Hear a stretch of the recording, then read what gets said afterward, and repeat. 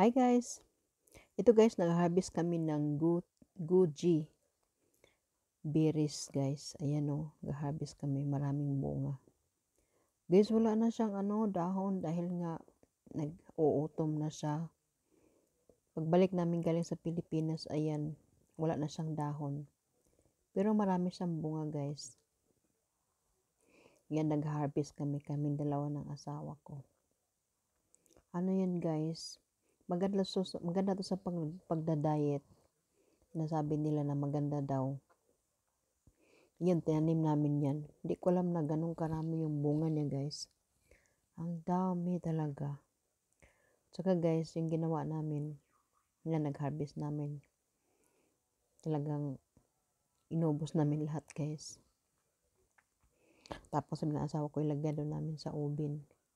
Para, namin, ida-dry. Kaya, hinarvest namin. At saka, nilagay namin sa ubin. So, tingnan nyo guys yung ginawa namin. Salamat. Thank you for watching guys. Please subscribe, like, and hit the notification bell. Salamat.